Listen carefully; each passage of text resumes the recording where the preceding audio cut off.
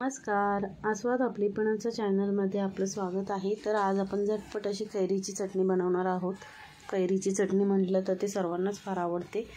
तर आता आपली कैरीची चटणी बनवण्यासाठी मी एक कैरी घेतलेली आहे आणि नारळ घेतलेला आहे, ओलं खोबरं घेतले, म्हणजे आपली जी अर्धी कवड असते ती घेतलेली आहे।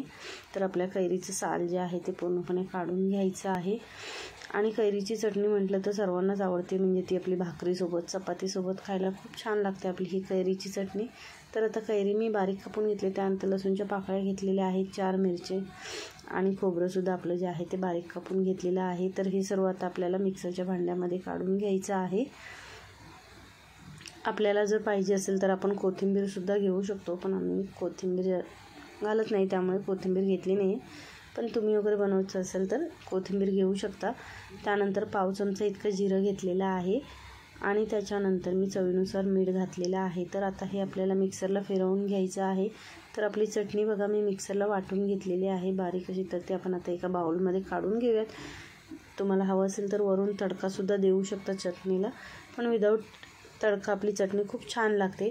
तुम्ही अशा पद्धतीने ही झटपट अशी कैरीची चटणी बनवून बघा, तुम्हाला नक्की आवडेल। म्हणजे भाकरीसोबत वगैरे कधी खायचं झालं तर पटकन बनवलेली असेल तर आपण घेऊ शकतो आणि काचेच्या बरणीमध्ये भरून फ्रीजमध्ये ठेवून स्टोअरसुद्धा करू शकता, म्हणजे आठवड्यासाठी वगैरे।